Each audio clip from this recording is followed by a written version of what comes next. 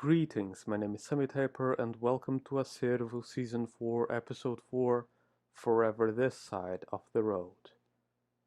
That morning was exciting. I had received an offer of a better paying job and, not being a fool, decided to take it. The only drawback was the need to drive to the neighboring city every day, but that was fine. A short drive is way better than having to endure an environment full of stress. I didn't know much about that city, having never been there at all. I opened up a map on my phone and searched what path would be better to take. The app told me to take the Western Highway, as it was way quicker than going by other ways. I had never taken that road either. That entire side of my city was generally unknown to me. I brushed it off and assured myself that it would all go fine. There was no chance that I would mess up and be late on my first day. As the morning arrived, I decided to be the most presentable I've ever been. I showered and brushed my teeth, I drank some coffee, and, after putting on business clothes, I was ready to go. The way from my house was fine. The streets were not ones I knew, but thankfully there were several signs guiding me in the right place. Some turns left, and presto! I was now on the road on my way to my new job. Much to my surprise, one side was civilization and the other was wilderness. That city I had called home for so many years contrasted with the sea of never-ending trees on the other side. Maybe there were even wild animals living there. I hadn't seen animals in the wild since I was a child. The contrast and the beauty were amazing things that I couldn't have imagined when I first got that offer. If this was going to be my daily commute, I would be perfectly fine with it. The road rose, slowly but surely. The leaves of trees approached. If it were possible to stop and look at them directly, you might have been able to see birds and squirrels nesting in them. The ride was calm until it suddenly wasn't. A loud noise disturbed me. When I shifted my gaze, I saw a massive truck sliding forwards in a motion that launched the car behind it against the others in the lane across. I stepped as strongly as I could on the brakes and braced for impact. I managed to just miss hitting another car as mine now sat face to face with the forest. I breathed a sigh of relief, which was, unfortunately, too early.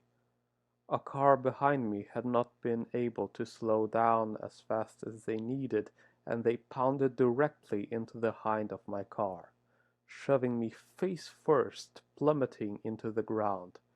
I had barely had any time to process any of this. All I could think was, so this is how I die? The impact hit hard and knocked me out in the process. I might have died, but I didn't.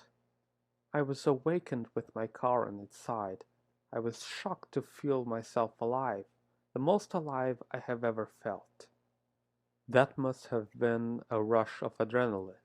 I maneuvered myself out and slowly descended across the side of my wrecked car. And what a wreck it was! The front was gone, flat as a pancake. So many windows were broken. Most of them, actually. I found myself now in the ground, wounded and shocked, but alive. To my immense surprise, I hadn't broken any bones. I had a massive bruise on my left bicep and a lot of cuts. But that was still better than having broken any bone.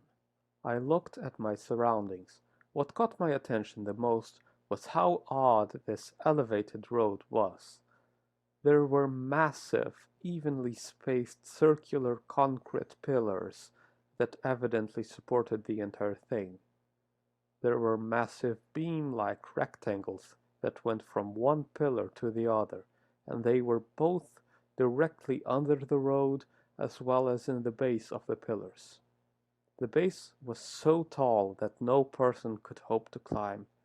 I had just now noticed how much taller this elevated road actually was, and the oddest part, between each pillar was also a rusted metal fence. Never in my entire life had I seen anything like that. I decided to wait near my car for any form of rescue. Undoubtedly, people would soon be coming here to save me, right? Well, at least I thought so. I heard the sounds of cars driving overhead. No commotion, no siren, and no helicopters. How long was I out for? It was early morning when I left and suffered this accident. How come the cars flowed without difficulty? Had the truck and the other damaged cars been removed? If so, then why didn't anyone come to try and help me? It's my luck that even with my injuries I managed to escape. But what if I couldn't? What if I was too injured to escape? I waited and waited. Soon enough I noticed the sun was starting to set.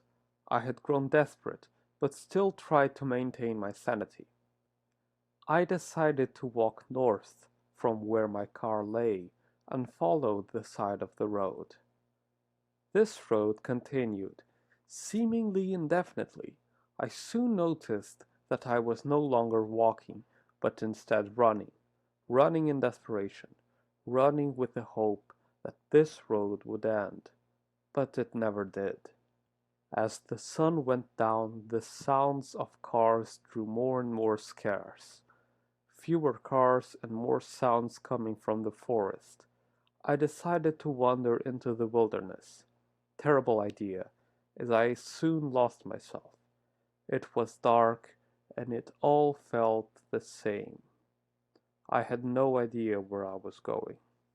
I walked a lot inside the forest, but was never able to find myself anywhere. I decided that I needed to rest, even if just for a bit. I was tired. I tried to sleep, even though I struggled. I felt rushing and fear and alone. Eventually, the sun was rising and I got up to follow.